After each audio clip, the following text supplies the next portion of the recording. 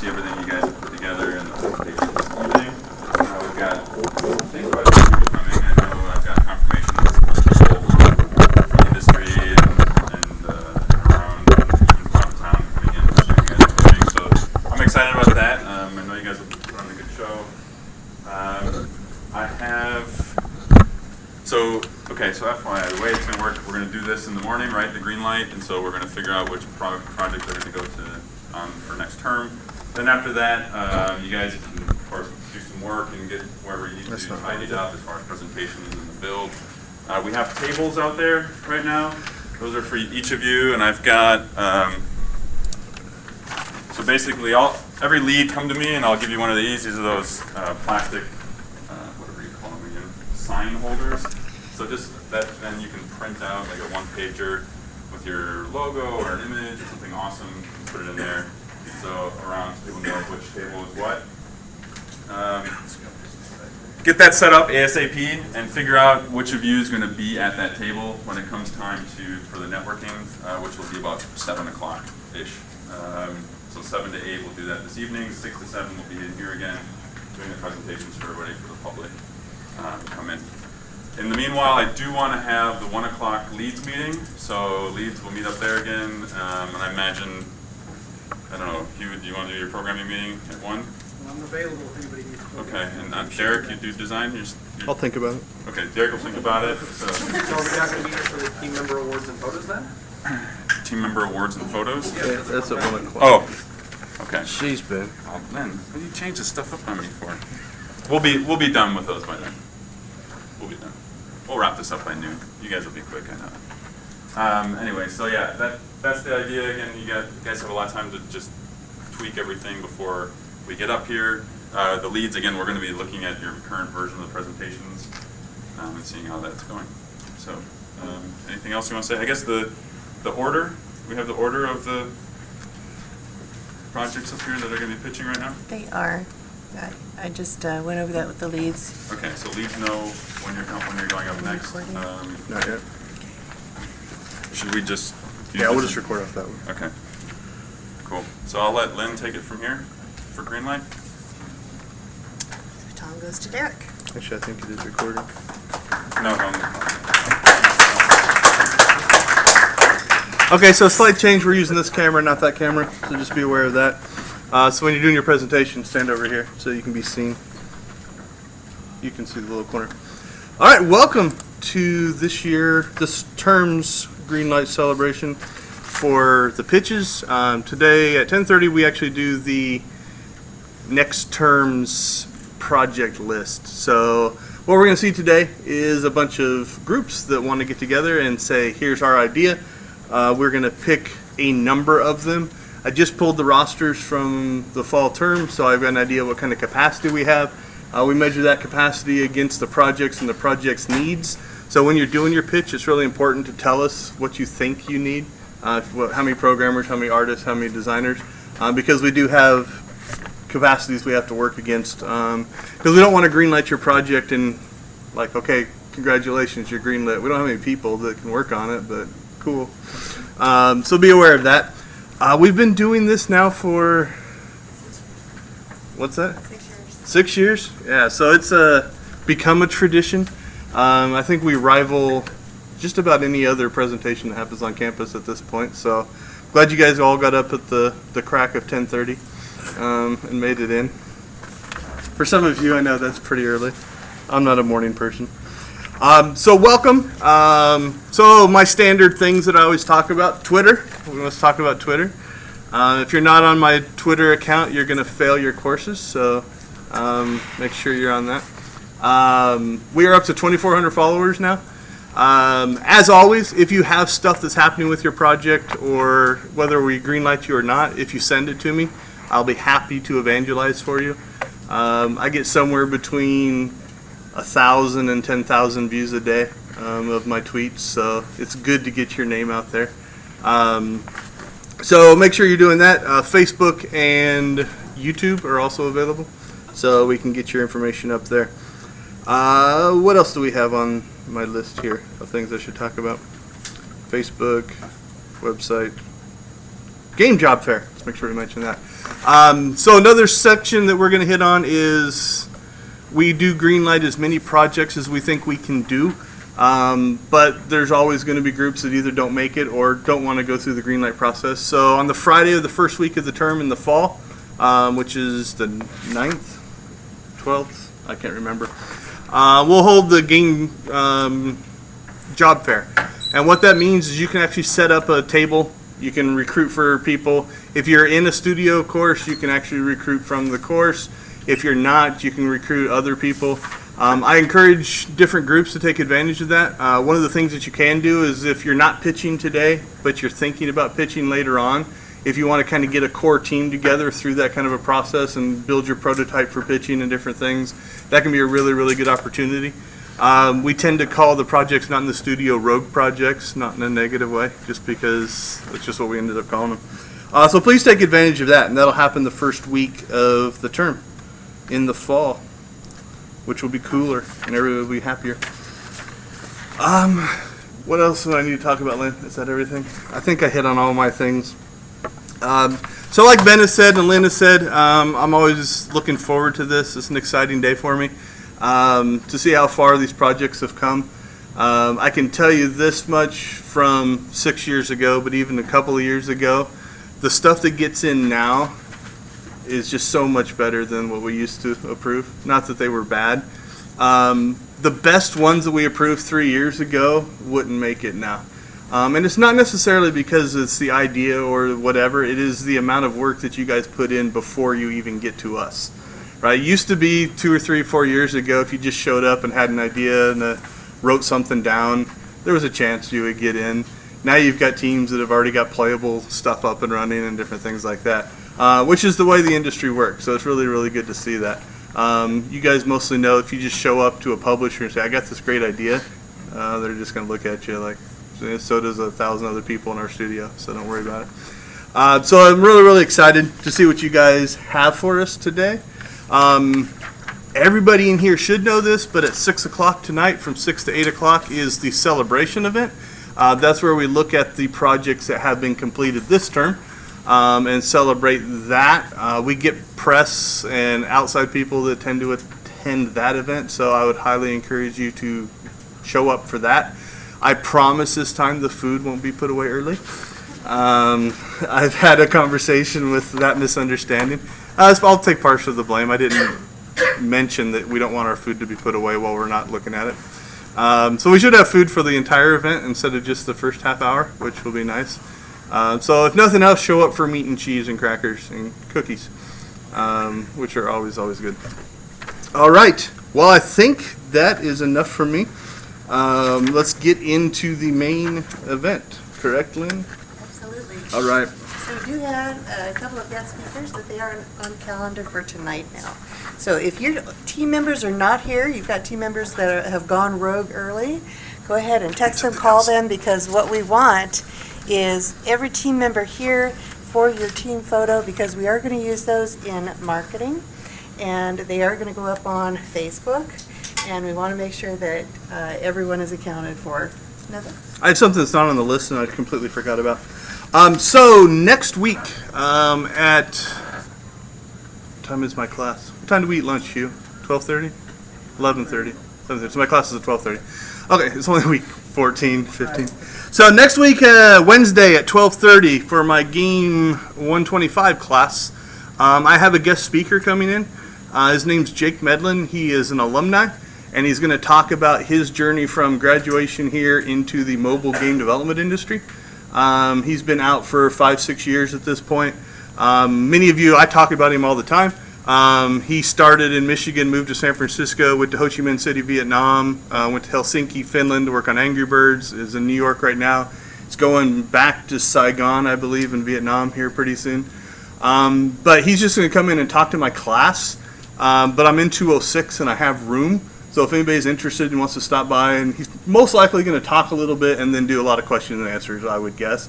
You're more than welcome. So I'll put that invite out to you guys. If you're free at 12:30 on Wednesday next week, I know it's finals week. It might be a little busy. He's going to be here and he's volunteering his time to actually talk to you guys and just say, hey, I've been where you're at, right? He's a game design graduate from here and has made a career out of it. So I want to make sure I pass that on to you guys. If anybody's interested, feel free to stop by. If we get to the point where 206 is full, we'll figure something out, but should be fine. I've only got like 20 students in the course.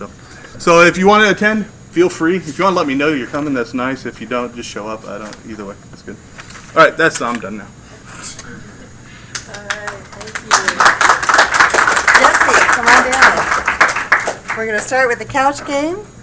Come on down.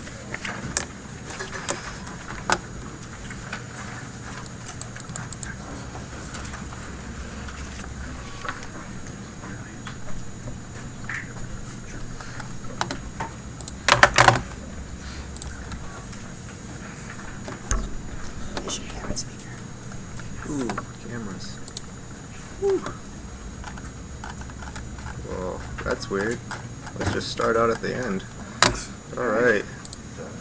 Woo, cool. And I'm done. Woo! Thank you. Woo! Alright.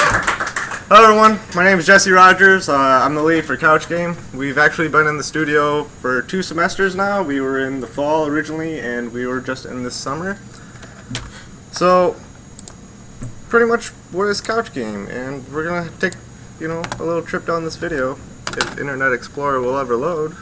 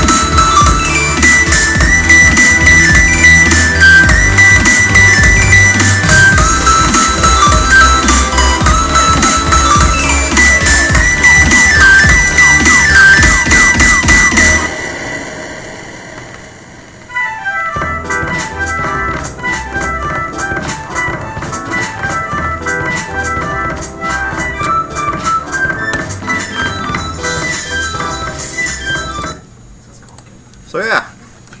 This is cough game. Does it? Well, editor's a bad person, alright? That'd be me. So yeah, as you see, Couch Game, it's a local multiplayer. It's a party game, 2 to 4 players. It's really just that whole battle arena, go up against your friends and just have a great time type of thing. We really wanted to make the game something very simple that anybody can pick up, but yet have a really slight learning curve. That's why we really wanted to go with simple controls. It's literally just a joystick and 2-button input. It's that simple. For all our environments and our levels, we have environmental hazards, which affect the game in different ways, so players don't have to fight each other. They have to fight the environment as well. So, what's included in our game so far? Unique levels, creative crates. I mean, we've designed all of it ourselves. We have our own original characters. We have an in-game mutator panel, which allows players to adjust the game how they want inside the game. So you can check how the spawn rate is, how each different crate shows up, if you even want those crates to spawn during your game. It's up to you. So originally we started out as a game jam game for Greenlight. It was a 48-hour jam. Whoops. We won a few awards. We got Best Art, Most Fun. Let's see here.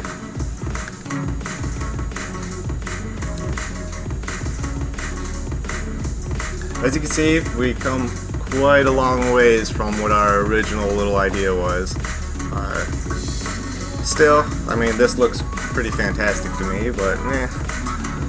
So yeah.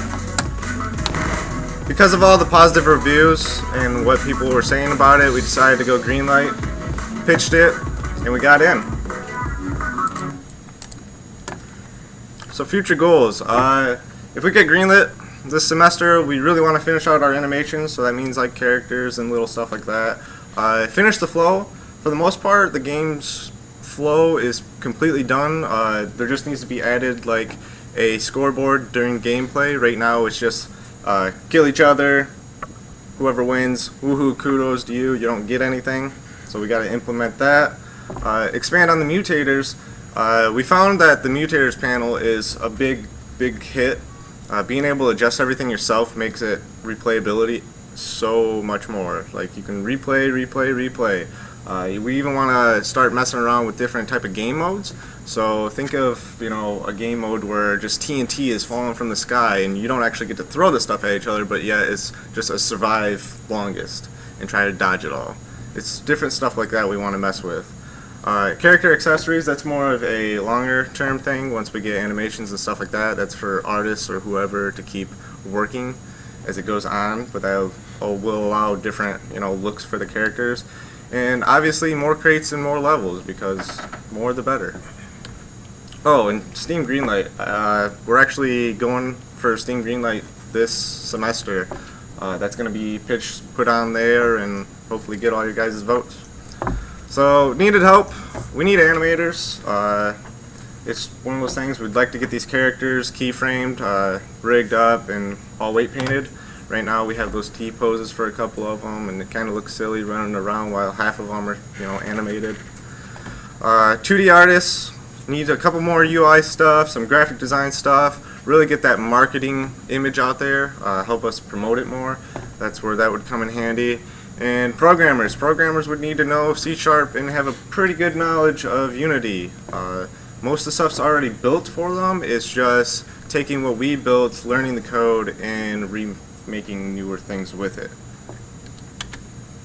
So follow us. Check us out on Facebook. Check us out on Twitter.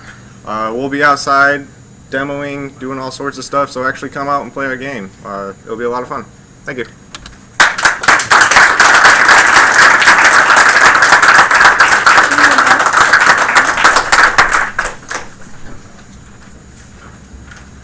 So for this next presentation here, we've got an outside presenter coming in that we're going to work with as another company. This is Ed McNamara from Short Links Golf, and so he's going to show you what we're looking at doing in partnership with them to kind of build an interesting project. Where would the USB be? Should be right on the front. There's up and down slots. Let me just right here. Oh, here we go. There we go.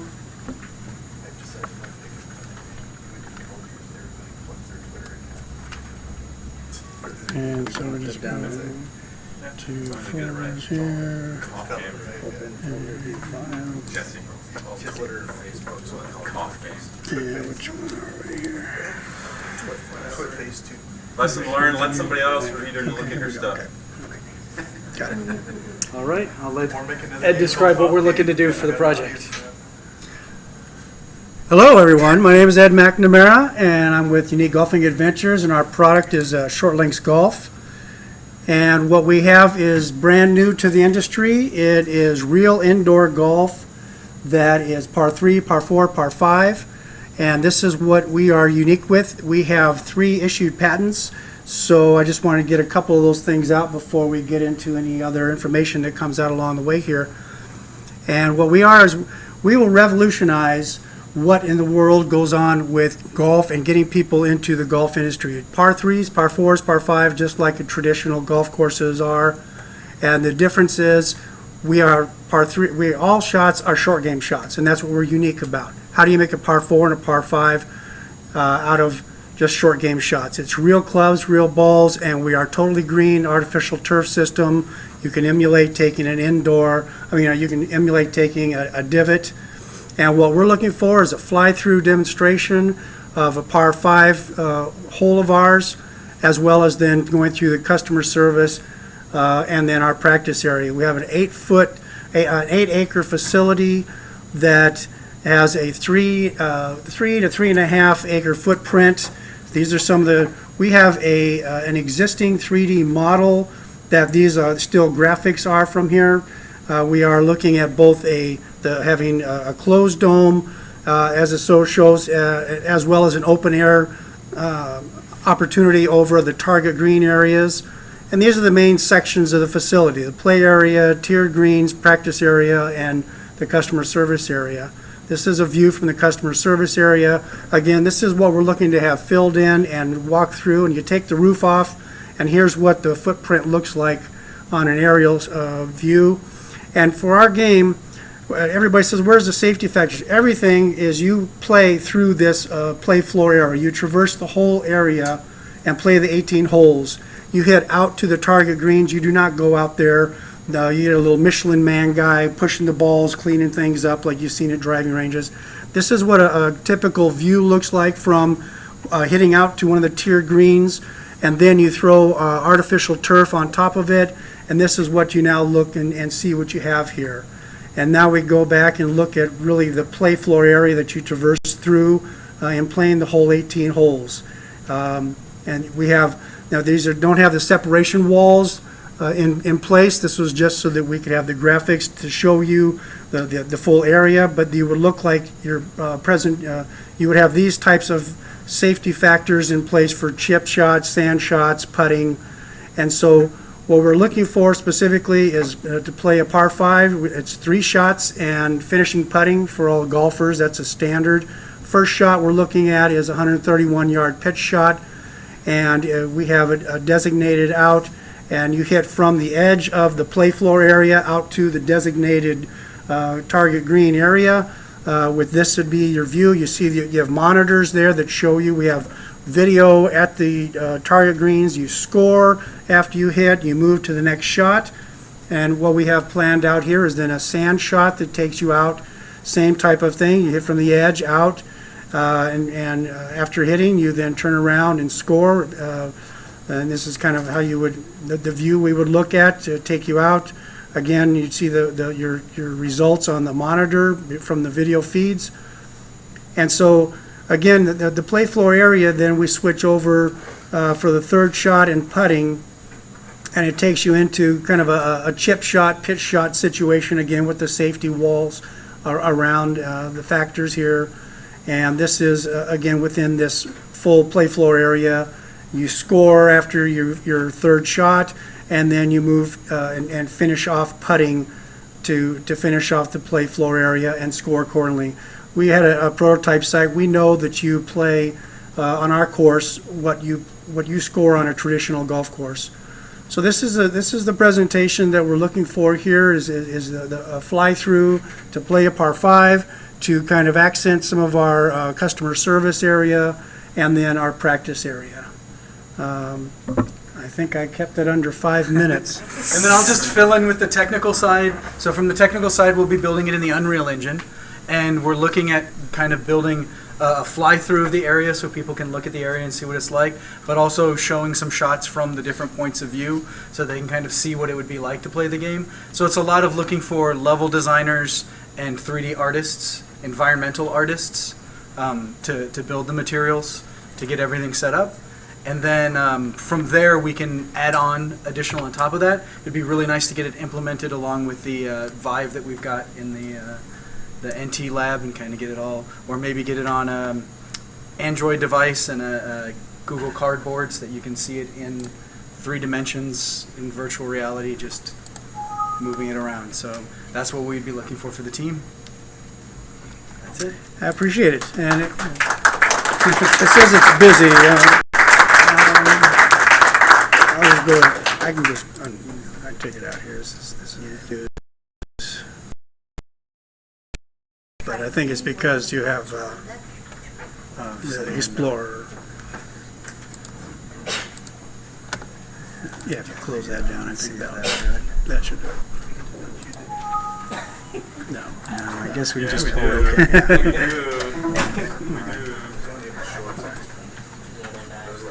Thank you very much.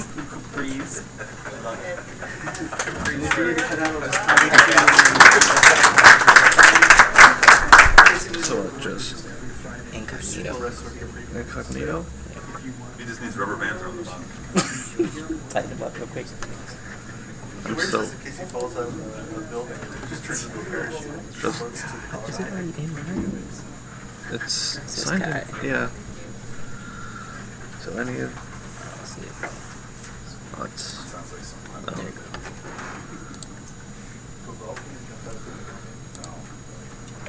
Where he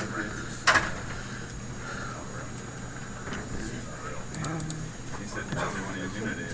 Pitch. Greenlight. Say Unity for that? This- Yeah. Greenlight. What? Polygon, dude. Guys, you gotta do an incognito while you're not Use like some videos bots. or use Internet Explorer or something else. Just log in here, right? Done in Game Maker. Mario Maker. Well, it's signed into. You could actually give them that.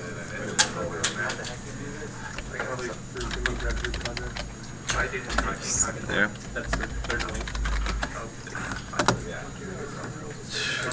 Because yours is probably still store that data.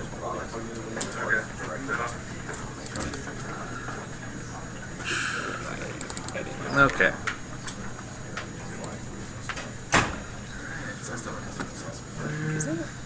Oh. Okay. You click on the video though. Okay.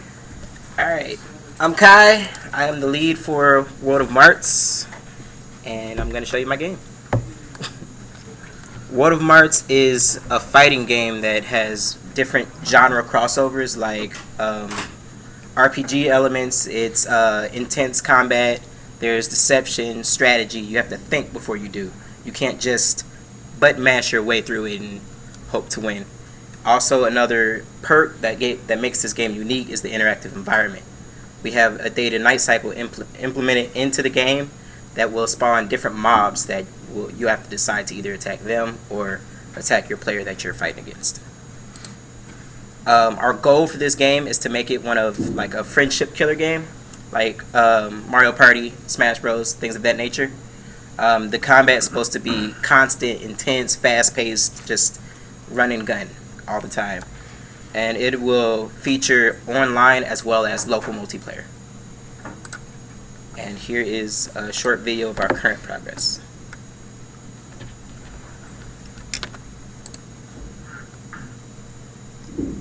We have 2 characters completed. We have to fix their textures, but we do have the models there. We have 1 playable boss, as well as a few fighting animations in there. And also we have our day-to-night cycle implemented, we just don't have the mob spawns yet.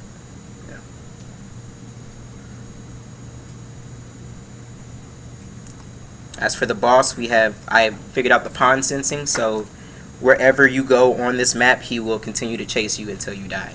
He has long-range attacks and short-range attacks that he's going to be using. Oh, there he is.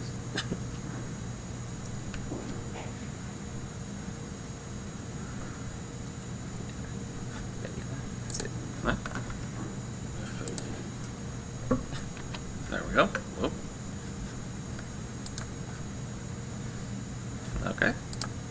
And as for next semester, what we plan on doing is adding in at least 1 or 2 more characters along with full combat. Full combat is going to be complete with animations, weapons, transformations, along with the mob spawns, which I have pretty much figured that part out. I just had to need artists and modelers so I can implement that in. Our future goals for this game, period, is to make a playable demo that my team is going to pitch to a company that I can find.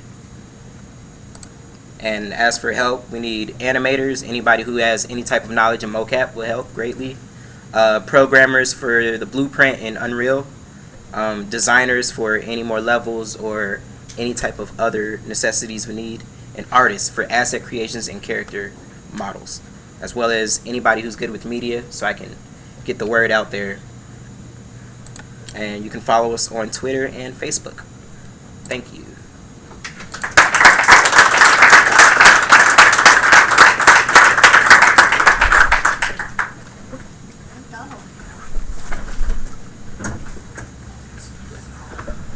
Hello, my name is Donald Shepis. I'm representing a gentleman by the name of Mark Ragno, presenting a client project called Calculord. So he wasn't able to be here today, so we went ahead and recorded a video going over the entire project. I apologize for the audio quality, but the DV students left the only microphone that we can check out in the desert somewhere. So it's a little bit of a substandard mic. Hello, I'm Mark Ragno, and I'm here to talk to you about Calculord. We are reevaluating the way we approach out-of-school education, merging RPG game elements and homework to make something fun to play. There are 4 major components we are focusing on to redefine the process: visualization of progress, engaging math mini-games, group goals, and metric-based instructor feedback. First, visualization of progress. We want the students using our application to have a visual representation of their progress, so we give them the opportunity to customize the character that will stay with them during their journey. For everything they do along their quest to save their village, they will earn points, and those points will allow them to purchase gear to both personalize their character further and help them pass the challenges they face. Next, we want to make our math mini-games engaging. There are 3 main types of challenges: mini-games, practice challenges, and boss battles. The mini-game uses stealth learning practices to reinforce the concepts in the current subject, presenting a more traditional form of gameplay.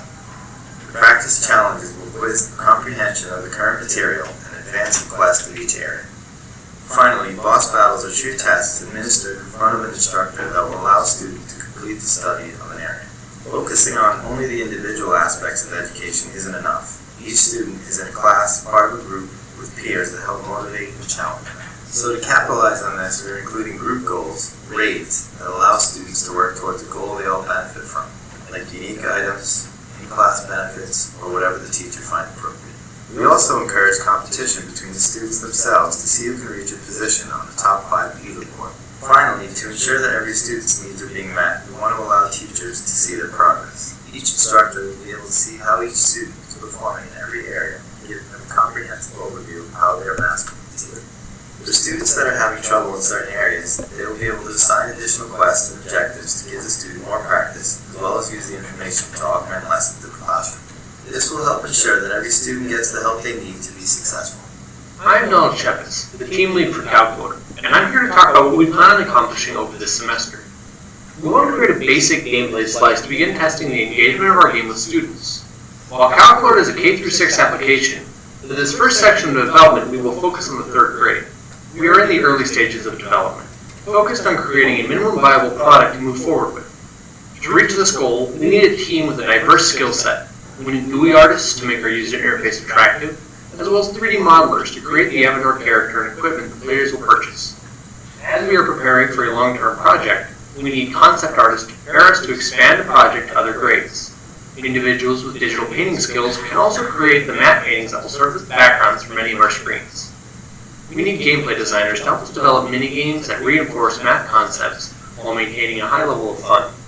We also need user interface designers to help us create simple, intuitive screens to minimize the learning curve to use the application. All of this needs to be well documented as we progress further into development. A programmer familiar with building web interfaces, especially one with experience and knowledge of server structure and interface, is needed. We also have a few spots for production programmers to work across the entirety of the project. Calculator offers a number of opportunities to any student that would join its team. First, each lead is an alumni of the university, having worked on successful release projects in the past. Students joining now have the ability to join a long-term project, something they can work on and will be a great portfolio piece.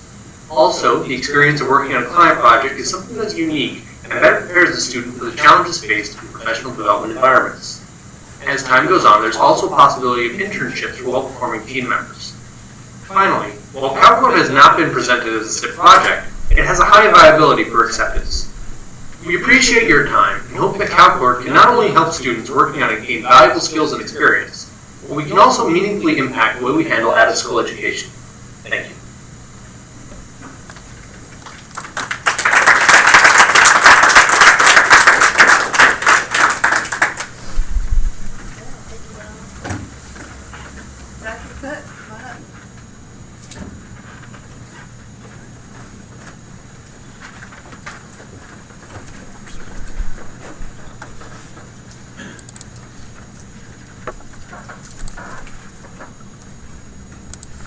Hello, I'm Zach Cook, and this is my co-designer Nicholas Wetter, and our game is Source Watch, just the working title.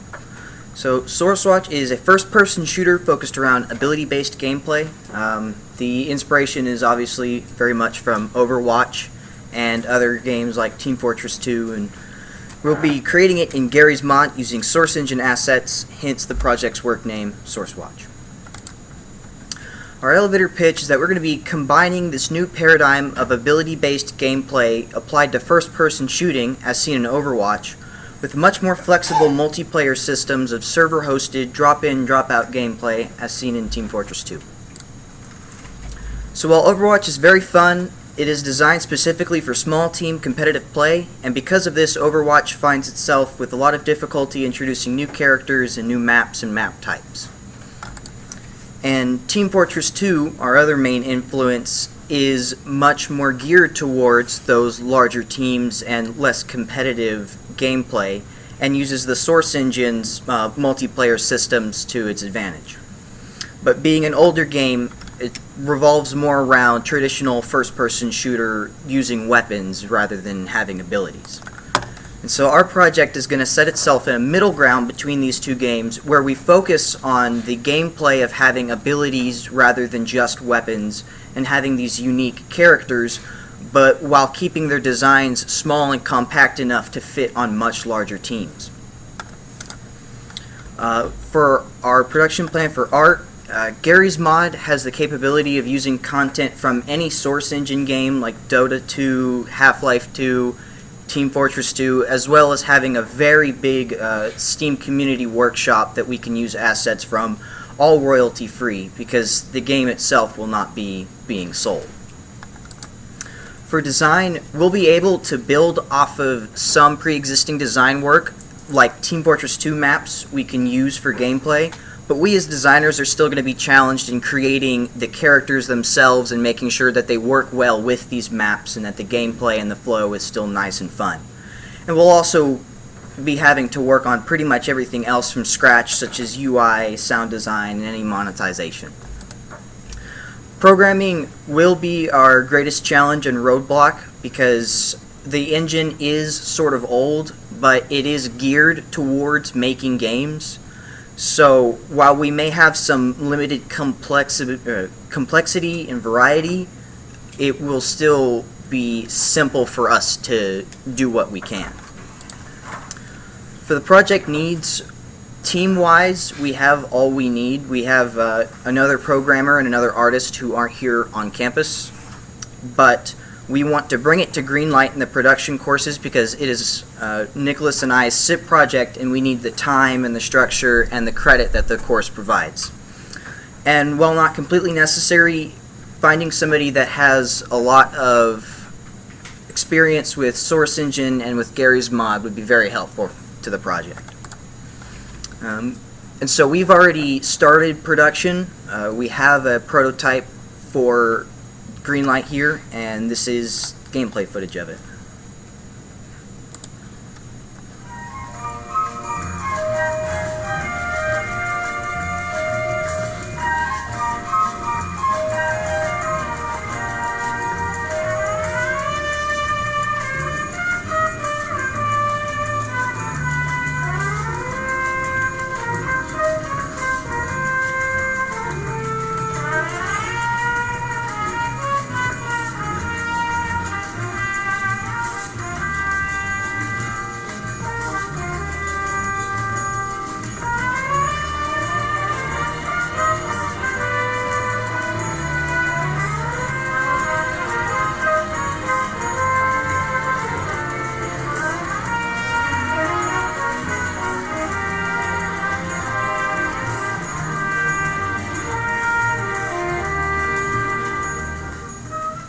So as you can see, we already have a lot of very basic gameplay features. It is in itself an already fully functioning first-person shooter.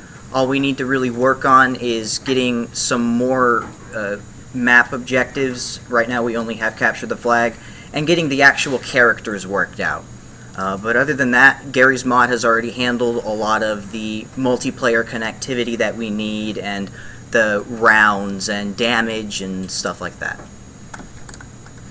Our future plans, once we've designed and developed enough gameplay and once we have enough of a following and a community that could support a crowdfunding campaign, we'd definitely be looking at doing this standalone on a more modern engine. And that's SourceWatch.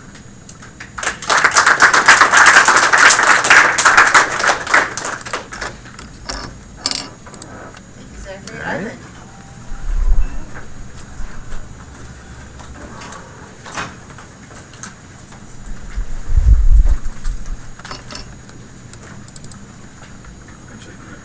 Zachary, what's your innovation on this set? Is the fact that no game as current has taken the first-person shooter ability-based gameplay and had it towards these larger teams that you see in Battlefield, Team Fortress 2, where it takes the abilities away from the small team competitive and turns it into the big team competitive. All right, hello everyone. I'm Ivan Grijalva, and this is. I'm Matt. I'm the programming lead. And yes, we're here to talk about a little nice project that we're doing in SIP class, and it's the working title at the moment is "Don't Tell Me How to Do's My Business," and we're Team DVDA. Didn't visualize that array. So as you see here, we pretty much have a lot of programmers that also can take on multiple roles. So what's our innovation claim? It's essentially to elicit emotional response in a genre that is devoid of actor ecological emotional response to allow a higher rate of retention in user. So let me break this down because I know a lot of people don't necessarily understand a lot of this talk. Basically, to elicit emotional responses, we want the users to feel. And what those feelings can be, it differs on basically whatever we prime our users.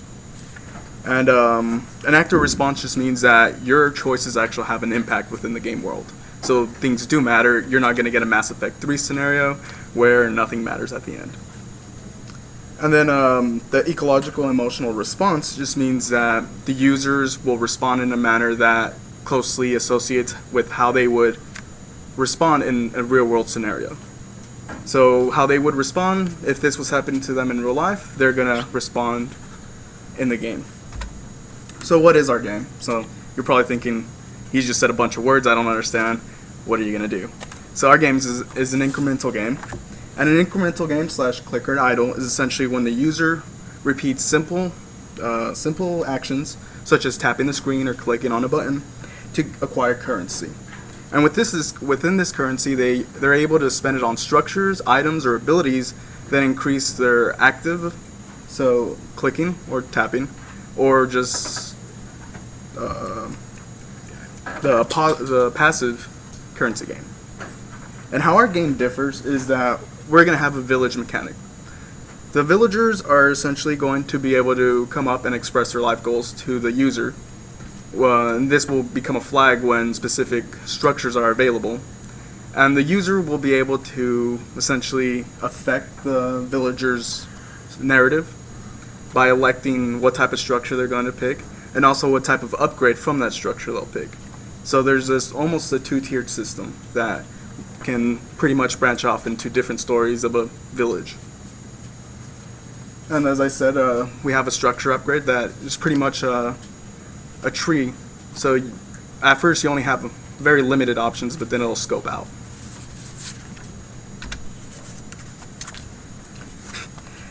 So why and what are we going to do in the studio if we get actually chosen? We're going to have the accessibility to the skills that we need. And most of us don't live on campus, so this will give us a good designated time to really work on it, because sometimes it's hard to juggle life and just everything else, so it'd be nice to have something like that. And also gives us a nice opportunity to push on our tiered system for our scope. Since we're starting off rather small in our concept, we decided to break up our scope rather small to just get the basic concept of the game. Our next tier is actually to be able to have hash mapping music that the user inputs to create special buffs within the game. The next tier is almost the same, but it's a little bit more difficult in my opinion. It's hash mapping for pixel identification from a user selfie, and that will give special buffs within the game. And at the moment, our final tier is the phone will actually check, or the computer will check your ISP for the geolocation of where you're at, and then that would also implement special abilities and buffs to your production game. So the art direction we're going for is highly minimalistic with sharp edges and basically just one color tone, with shadows being sort of a second one, but not necessarily. And we're going with the minimalistic art style so that the user basically portrays their preconceived notion onto these cubes.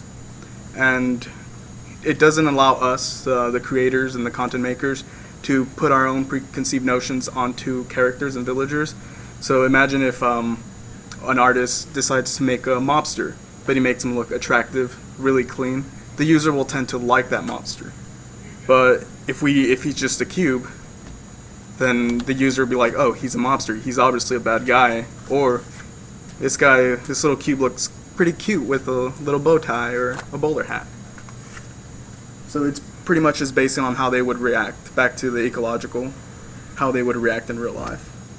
So what team members do we still need? We need artists. We're going for a vector art style at the moment since we don't have many artists. And if we get enough, we'll switch over to a pixel art.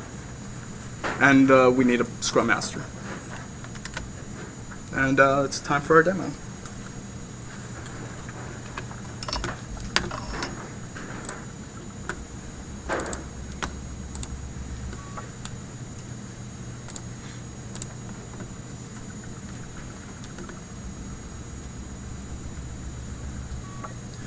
Alright, starting off we have our main menu which offers play options so that you can go into sounds and brightness and stuff like that. You can also quit straight from here. We're going to go ahead and go to play. Alright, as you see, as I click, our gold value continues to increase, and as we increase it, we have Joe pops up, introducing himself, telling him what he wants to do, what he wants us to implement into the city. Alright, we'll make him go away. Keep clicking, we need some more money. Oh, hi Jacob.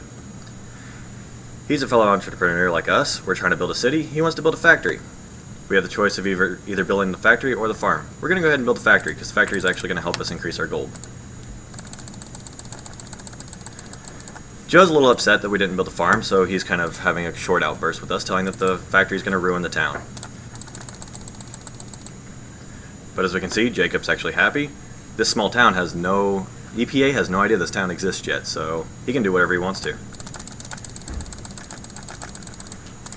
Build our farm. Let's go ahead and upgrade that factory as soon as we get enough for the bad one. There we go. Oh no, we killed Joe. What did we do?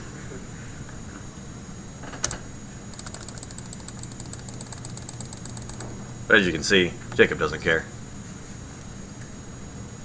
That's just one of our many outcomes that we have. I'm going to go ahead and cancel out of here and show you another outcome.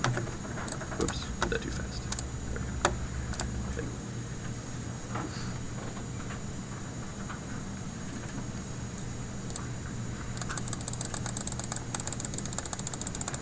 What do y'all want us to build first, farm or factory? Yes. We'll do the farm first. Alright. Let's go ahead and let Jacob talk this time too.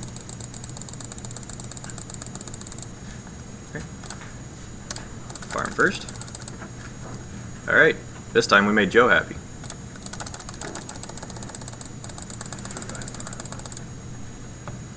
And then this time, Jacob's kind of like, okay, yeah, farms, they're cool, I guess. Go ahead and build our factory. Get ready to upgrade our farm. This time we're going to go with the good farm. Yeehaw! Joe's able to build himself a ranch, so now he can actually produce more. He can increase cattle, crops, all sorts of stuff like that. That's ultimately going to help us increase our gold income as well.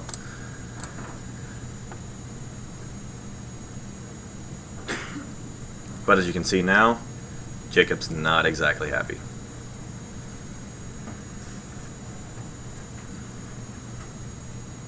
And that's our demo.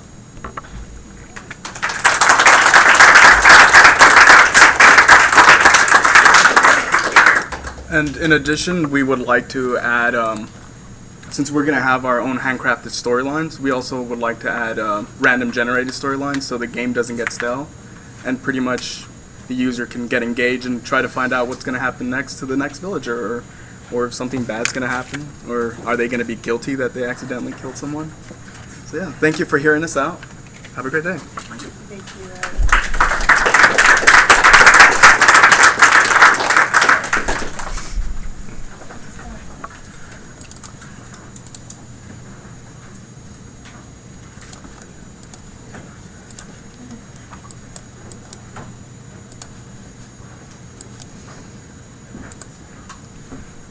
Okay, my name is Barrett, and I'm pitching Chrono Arena. Who am I? I'm Barrett. I graduated back in 2015. With a game design degree. I worked on Flood Fighter, which is now on Team Greenlight, and Great War, along with a lot of other projects. So why am I here? I came up with the idea of Chrono Arena a while ago as just a solo project that I was working on by myself after I graduated. It got to a point where where I kind of ran into some, some blocks, mostly due to the fact that I don't have anyone else to work on. It was just me. And a friend suggested I come here to get some people to work on this so I can show other people, so I can get it done faster. So Chrono Arena is a top-down turn-based real-time hybrid between a turn-based and a real-time strategy game. It is 1v1 with each player controlling 3 characters. And that said, I'm just going to show you the footage I have. This is from the prototype that I was building by myself. It is basically how this game works is that. Sorry, the it just won't. This one. Okay, so basically, each player controls a certain number of characters. Right now, we only have 2. But basically, what happens is that the game stops in order to allow players to make decisions. But when every character in the level has an action that they can take, the game switches to real time, and then all the actions play out in real time until one of the characters' actions is completed, and then it goes back. Then the game stops again and allows that character to pick another action. So it's called Chrono Arena because the main premise of this game that I figured out a couple days ago is that it is a tournament where heroes throughout space and time come to fight for honor and glory. So it's kind of like a time travel fantasy / sci-fi thing. So what I want to be in this game, I want versus mode, play versus play versus computer, training mode to allow players to try new things and experiment like you would see in any sort of fighting game. I want 6 characters to be in the game along with 6 levels. I plan on releasing it first for the PC, hopefully on Steam. Mac and Linux is possible, should be easy. This game is being developed in Unity, as you probably saw through the video, so building to those other platforms is probably simple. So what's going to happen? One of the great things about this project is that I'm planning for it to be pretty small. Like, the development at max is probably going to last for another year. It's probably not going to take that long, so it's actually completable. I don't foresee this game having a huge scope problem like most of the games I worked on at the school were. Even Flood Fighter, which was actually successful at being released. Also, this game doesn't need that many people working on it. I just need a concept artist, a couple artists and animators, programmers, and an audio technician, but that's going to be like way down the line. Good thing for artists and animators, this game doesn't really have a style yet, so if you come on as artists and animators, especially concept artists, you'll have a lot of say in how this game's going to look. So if you really want to flex your creativity, this might be the project for you. And I don't really think we're doing questions here, but basically, if you want to get a game done fairly quickly, that probably has a good chance of getting released in the foreseeable future. This is probably a good project for you. And that's the end.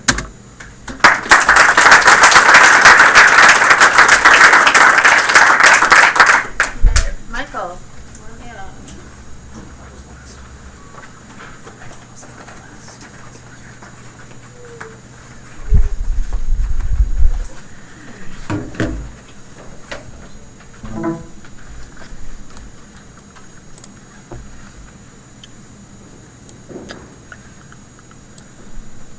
There we go.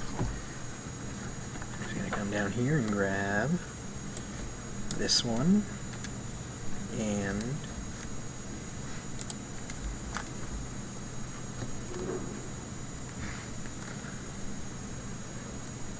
should be this one. There we go. Alright, hello, my name is Michael Mansfield and I am here pitching This Damned Adventure. So the concept behind this game is that it is a Unity engine-based game. It will be an action RPG parody that sort of makes fun of a lot of the tropes that these games typically find themselves in. The combat is going to be action-oriented, so more of the action genre there as opposed to the RPG. The story is going to be a very satirical one with the meta humor, and there's going to be a lot of lively characters. If you've ever played any of the Way Forward games, like Shantae or anything like that, it's a very similar style of humor. There are 9 diverse areas to the game, typically being referred to as zones throughout the rest of this. And each of them will be visited for some very quick and fun story elements where you go through, interact with some people, fight your way to a boss, etc. And then part of the thing that makes this game unique is that it has this soul system, which I'll be going into a little bit later, but it replaces your typical health, mana, and money systems. So the general story of this game is that you play as one of 2 of these knights, Theodore and Charissa Good Guy. They both go by The for short, so The Good Guy. And at the very beginning of the game, the king of the land murders one of them as he has gone mad with rage, and you play as the one that he doesn't kill, which is the one that you chose, and you go on a vendetta seeking revenge against the king. You are greeted by an angel and a demon who grant you powers. They each offer you a pale, a red, or a blue one, and they say that they can give you powers, but you can only pick one. You decide not to listen and you take both, which gives you even more powers than you could have possibly imagined, but it also curses you, and that is the basis for the soul system. So from here, you run around to the 8 outlying regions, which is where you must fight the bosses, who are all protecting the king with a magic barrier. Once you've defeated all of them, you can finally confront the king. So the gameplay, it's going to take these shoebox level designs. If you've ever played the Paper Mario series, it's going to be an awful lot like those, where you have this tiny little area where you can walk around and interact with some enemies, and then there are little areas you can walk off to the sides, and those connect to other shoeboxes. So each zone is going to be a set of those connecting things. Each shoebox is in and of itself contained, so enemies aren't walking between the zones, but you are. You will walk between each one, almost like a level in and of itself, but very small and condensed. And NPCs and other enemies can be found in all of these various rooms. The combat is going to be very simple. There's really only 3 ways to attack. You can do a light attack, heavy attacks, or magic attacks. And that's basically going to be all of your combat. Now we're getting into the soul system. This is the interesting one. Killing enemies gives you souls. If you think Dark Souls, it's an awful lot like that. However, the souls work as your health, so killing enemies regenerates your health. But it also is your magic bar, which means that every time you cast a spell, you're using your souls, so it's like you're taking damage. And similarly, it's used as currency, so every time you buy something, the same is going to happen. You're going to take a little bit of damage, and you'll have to go out and kill to get your health back up. So the general progression of the game, as I've stated a little before, is that you're going to run through each of these shoeboxes. There's going to be some branching paths, but ultimately, each zone is going to be fairly linear. You're going to fight your way through enemies, maybe talk to some NPCs and get some quests, and ultimately you'll make it to the end, fight a boss, and liberate that zone. And once all the zones are liberated, you can enter the castle and face the final boss. So the art style for this game is taking heavy influence from the Paper Mario series, as you can see. Again, with these shoebox-type diorama models for all of the rooms. And it's also going to have a lot of influence from the Castle Crasher series, with these chibi characters that are also 2D characters within this 3D plane. That's what both of those games sort of worked with, and that's what this game is hoping to emulate with the art style. So the reasons why this damned adventure is such a good pick for Greenlight is this vibrant art style. It sets it apart from a lot of games that come through here with more realistic settings or high-def Unreal engines with a lot of fancy effects and particles.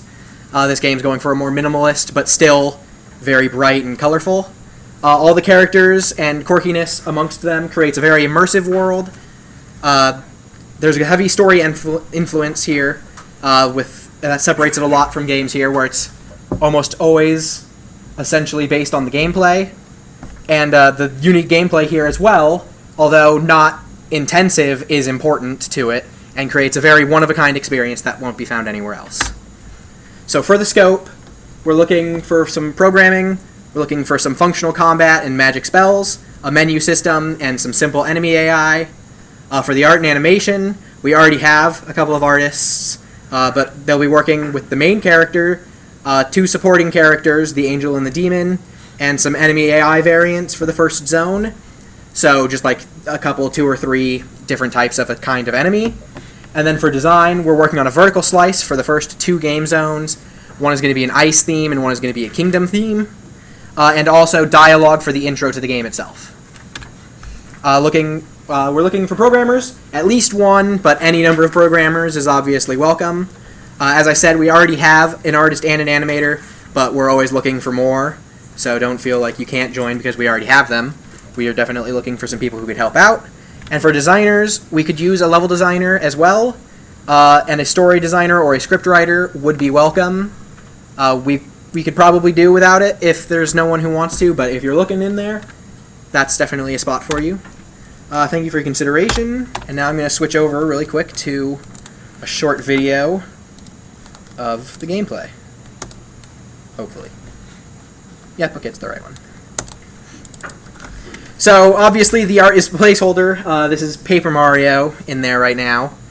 But this is the general idea for what the shoeboxes are going to look like. You can walk around in them. And in the final game, he will always face the camera, not turn like that. If you look up in the upper left, you can see that I am messing around with his health stat. Since combat isn't implemented yet, I couldn't exactly have him fight something to show that off. But I can, in fact, adjust it whenever I want. And that's just easy to trigger based off of hitting an enemy or killing an enemy. And that's everything. Thank you.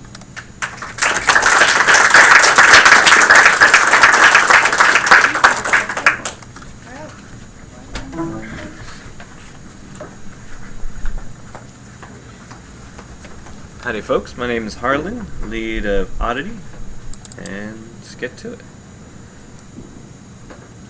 So, let's see. There you go. When it decides to load, that'd be cool. But, let's see. So, Oddity's been actually greenlit for 3 semesters now. Was one of the few projects that started from simple concept art to document all the way to what we have today. I don't know why this one doesn't want to open. You think there are too many documents open? Click on the PowerPoint logo down there. Yes, it's this one. I'll just close this one. Alright. Well, I'll try this one more time. There we go. Alright. So, get to it. Alright, so, Oddity is a horror adventure point-and-click visual novel game. Let me just play a short little video about what's going on. Oddity, Nah, a horror adventure game. We play a stranger in a strange town surrounded by danger and terrible secrets. Stranded in town, we must find a way to escape. How we escape is up to us. Do we seek the aid of others in a town filled with broken souls and terrible monsters? Or shall we pave our way to freedom with blood? Oddity plays with context, data, and the elements of time travel and deja vu. Our actions have consequences and can even affect characters and events in new playthroughs or after reloading to a previous point in the game. This allows characters to act differently in past and future events. A character that may have mistrusted us earlier but later grew into a loyal ally may remember our bond when we reload to a previous point, giving us access to new events we may have never experienced on the first encounter. This may also create enemies if we aren't careful. Oddity has been in production since August 2015, built from scratch by UAT students and led by Harlan Whitfield. Most of the major elements are in place and recently shifted to a focus on gameplay. Due to the amount of interactivity, Oddity plans to have a diverse and extensive branch of possibilities for us to explore as we try to escape our terrible situation. So yeah, that's a little bit about it. So let's go back to this. So yeah, it's pretty much a 2D focused game in a 3D engine. Most of the characters are built similar to 2D sprite sheets, but it's mostly working around the perspective of a moving 3D environment with the 2D objects. That gets a little tricky for the art side, but for the most part it incorporates cinematic dialogue and it focuses heavily on narrative choices. So, as we mentioned, the shadow save, the main innovative aspect of this game is that, similar to a lot of other games where if you were to complete a game and you play it again, small things are hinted through, replayable path lines, but this one, everything you do has a little bit of context to it, and as you load to a previous save point, if you load an entirely new game, all of these major events that you've actually triggered carry through. So as it mentioned, if you were to go around and kill everybody, if you were to start a new game, everyone who would have been neutral first time around are now negative towards you, since they have a suspicion that you're going to kill them. And it can be said for the positives as well.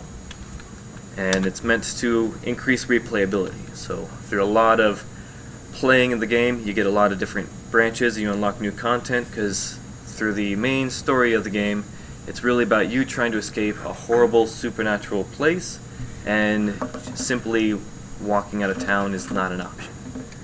So death becomes your tool for, as you die, you simply reload like you would normally, and killing other folks might allow for other paths to open up or get rid of an obstacle, but you have to be very careful on how you die or how you kill others around you, as it can greatly affect their reaction to you if you fail your objective and have to re-encounter them again when you reload. So every choice counts. So yeah, it's been built by UAT students and myself. I've graduated. This was my original SIP project, and I plan to continue working on this game with anyone who's willing to assist me. I've found that where we are now, only a small team should do. Myself, I can do a lot of the art. I can use a couple artists. 1 to 2 programmers would be very nice, and 2 to 3 designers should be plenty. So our main goal is to just finish our current work now. We've revisited the first portion of the game and just started to add a lot more playability, since the last couple semesters allowed us to create the actual engine and the majority of the details of the story game. All we have to do now is just fill in all those little details, test it, play it, and then pitch it. Hopefully it'll get on Steam or anywhere else that we can, share the game with the world. It's actually, as we developed a game, if you go to odditygame.com, you can play whatever functioning demo we have at the time. So, yeah, these are all of our little sources here if you want to check on anything we're doing. And that's Oddity.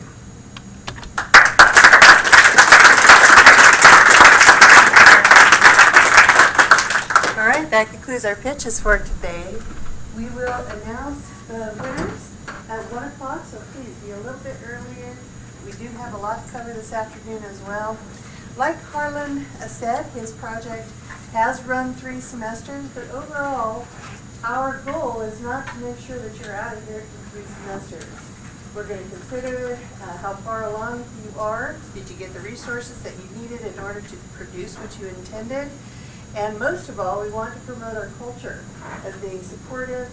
Even if you don't get greenlit, it is important to come back to the job fair, do your recruiting, make sure you've got a solid team, and come on out and join us on Fridays. It is our culture, not just a series of classes that you can participate in. So do come back a little bit before 1 o'clock. We will see you then. Bring your entire team. We'll do our certificates of achievement and our pictures at that time. We'll see you then.